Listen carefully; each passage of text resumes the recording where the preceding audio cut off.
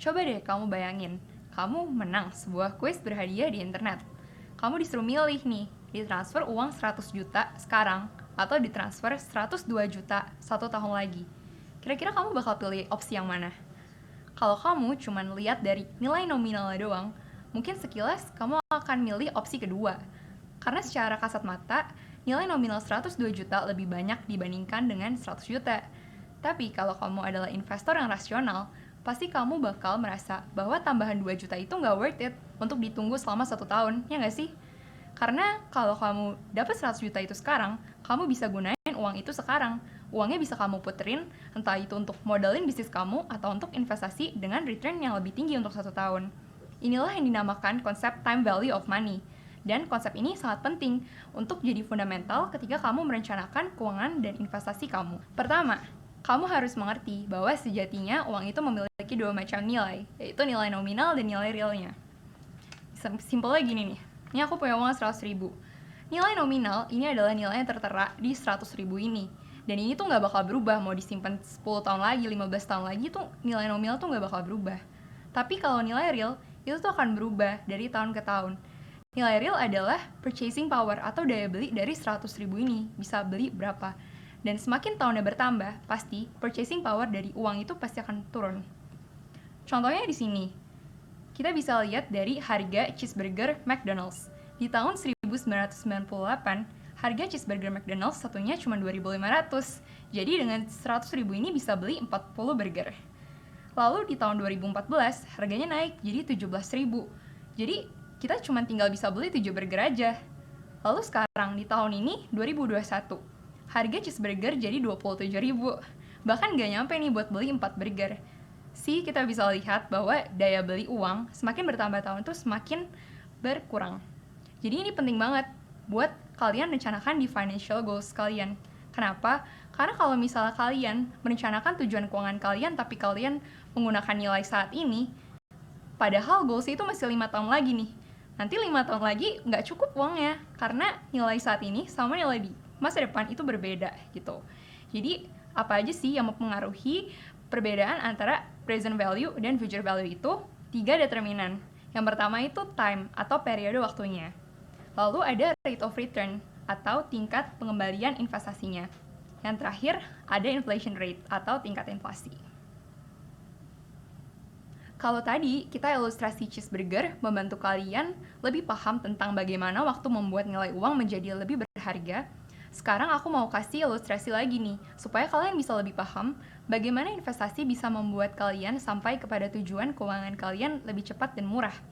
Misalnya kamu mau menghitung berapa keperluan uang yang harus kamu siapkan untuk dana pendidikan anak kamu, dari dia masuk ke playgroup sampai dia lulus kuliah. Misalnya dalam 1 tahun lagi ya, nih anak kamu mau masuk ke playgroupnya. Berikut adalah rata-rata harga masuk uang pangkal untuk bersekolah di sekolah swasta di Jakarta dari jenjang PG, TK, SD, dan sampai kuliah. Untuk menghitung total dana yang harus kamu siapkan, pertama kita harus cari dulu ya future value-nya. Dengan asumsi inflasi biaya pendidikan adalah 9% per tahun, ini rumusnya, kalian bisa gunakan periodenya berbeda-beda. Kalau misalnya mau cari yang untuk PG, kalian periodenya pakai yang 1 tahun, karena itu akan 1 tahun lagi kalian butuhnya.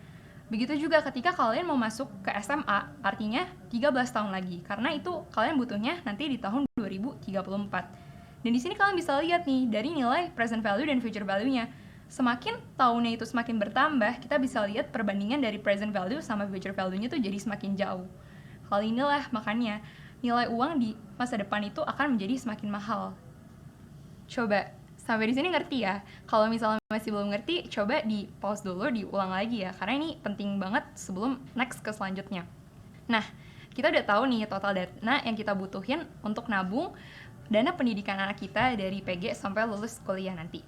Sekarang aku akan coba untuk kasih ilustrasi berapa biaya yang kita butuhkan ketika kita menabung di bank dan ketika kita menginvestasikannya di reksadana saham dengan return 14%. Pertama, kalau kita nabung di bank per bulannya dengan asumsi bunga di bank sebesar 0,75% setahun, maka ini adalah total dana yang kita butuhkan untuk mulai nabung dari sekarang nih per bulannya sampai 16 tahun ke depan. Nah, sekarang gimana kalau misalnya kita investasiin? Nah, ketika kita investasi di reksadana, let's say reksadana saham lah dengan return 14% per tahunnya. Kita bisa lihat nih, beda banget kan harganya dengan periode waktu yang sama. Nah, makanya banyak orang yang bilang bahwa investasi itu bisa membantu kita untuk melawan inflasi. Kenapa sih tadi kalau misalnya nabung tuh jadi mahal banget, tapi kalau investasi jadi lebih murah? Karena gini aja, simpelnya dana pendidikan aja inflasinya tuh per tahun 9%. Kalau misalnya kamu nabung di bank, returnnya tuh cuma 0,75%. Itu kan nggak bisa ngelawan tingkat inflasinya kan? Karena itu, kamu harus taruh di produk investasi yang bisa ngalahin inflasi dana tersebut, yaitu investasi di saham aja. Karena investasi ini kan untuk long term juga nih, sampai 16 tahun ke depan. Jadi investasi saham itu udah cukup ideal untuk tujuan ini, dengan return 14% per tahun. Jadi, investasi adalah kendaraan yang bisa membuat kamu sampai pada tujuan keuanganmu dengan lebih cepat dan lebih murah. Dan waktu adalah sahabat kita dalam berinvestasi. Semakin cepat kamu mulai investasinya, maka kamu juga akan semakin cepat dan semakin murah untuk mencapai tujuan investasi kamu.